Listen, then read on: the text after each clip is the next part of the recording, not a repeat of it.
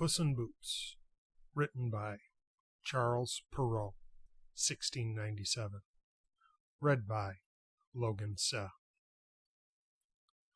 Once upon a time there was a miller who had 3 sons. When he died, he left his mill to the eldest son, his donkey to the second son, and his cat to the youngest, who had always been his favorite. The 2 eldest sons resolved to live together, but they would not let their brother live with them, because he had only a cat. So the poor lad was very sorrowful, and wondered what he should do to get his bread. While he was sitting thinking about it, Puss jumped up on the table and touched him with her paw. "My dear master," she said, "do not fret. I will get your living for you. Only you must buy me a pair of boots and give me a bag." The miller's son had very little money, but he thought it such a wonderful thing to hear a cat talk that he could not refuse her request. So he took Puss to the shoemaker's and got him to make her a very smart pair of boots, and then gave her a nice large bag. Now not far from the mill there was a rabbit warren, and Puss resolved to catch some rabbits for dinner. So she put some lettuce leaves and fine parsley into her bag, went into the warren, and held the bag very quietly open, hiding herself behind it. And little greedy rabbits, who knew no better, ran into it to have a feast. Directly they were safe in, Puss pulled the string of the bag and carried them off to her master, the miller's son, killed them and cooked one for dinner.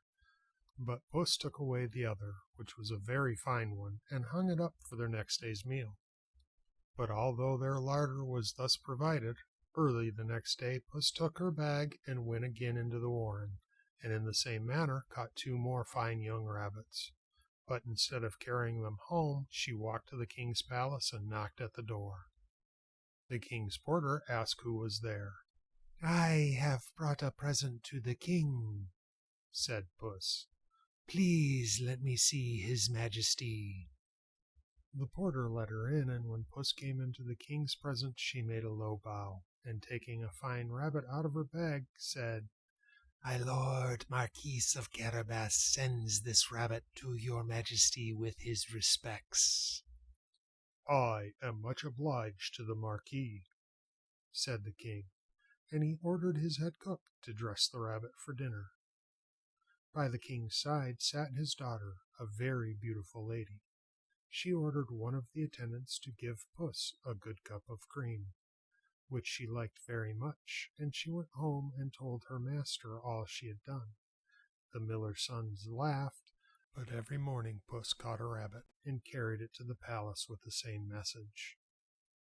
Now in that same country there lived a cruel ogre, who used to eat children, so everybody was afraid of him, but nobody could kill him, he was such a giant. One day Puss went to call on him. He received her civilly, for he did not care to eat cats, so Puss sat down and began to talk.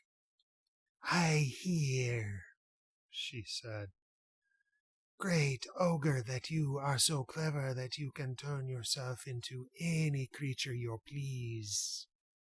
"Yes, so I can," said the ogre. "Dear me," said Puss. "how much I should like to see your ogreship do it." Then the ogre, who liked to show how clever he was, turned himself into a lion, and roared so loudly that Puss was quite frightened and jumped out of the way. Then he changed back into an ogre again. Puss praised him a great deal, and then said, "Can your ogreship become a small animal as well as a large one?" "Oh, yes," said the vain ogre, and he changed himself into a little mouse. Directly Puss saw him in this form, she jumped at him and killed him on the spot. Then Puss ran home and bade her master to go bathe in the river, and he should see what she would do for him. The miller's son obeyed, and while he was in the water Puss took away all his clothes and hid them under a large stone. Now the king's carriage came in sight soon after, just as Puss had expected, for he had always drove in that direction, and directly she saw it, she began to cry loudly, "Help! Help! For my lord the Marquis of Carabas!" The king put his head out and asked what was the matter. "Oh, your majesty," said Puss, "my master the Marquis was bathing, and somebody has taken away his clothes. He will catch the cramp and be drowned."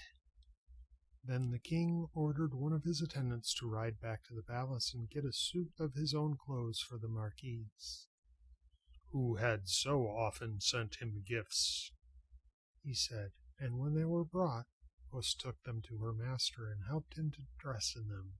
The miller's son looked quite like a gentleman in the king's clothes, and when he went to thank his majesty for them, the king asked him to get into the coach and he would drive him home.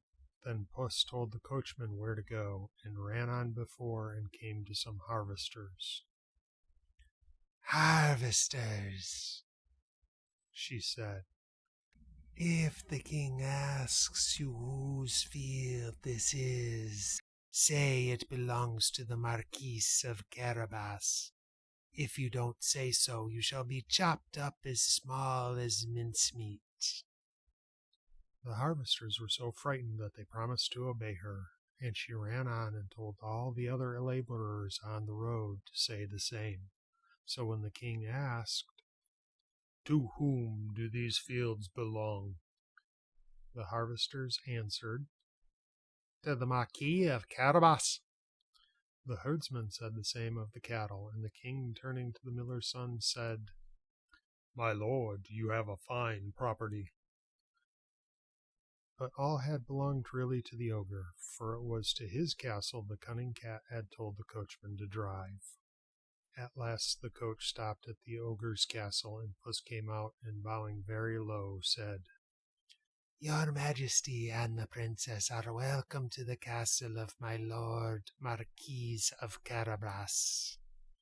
The king was delighted, for it was indeed a very nice castle, full of riches. They sat down to a great feast, which Puss ordered to be served, and the king was so pleased with the miller's son, and thought him such a good match for the princess, that he invited him to court, and in a little while gave him his daughter for his wife, and made him a prince. You may be quite sure that the miller's son was very grateful to Puss for his good fortune, and she never had to catch mice for her dinner any more, for dainty meat and the best cream were every day given to Puss in Boots. Puss in Boots was written by Charles Perrault in 1697, read by Logan Seh, produced by Logan Seh. If you enjoyed this visual audiobook, please like and subscribe. Puss in Boots is a European fairy tale that has numerous versions that were created and reimagined by various persons between the 15 and 1700s, including the Brothers Grimm and under the Mother Goose placards.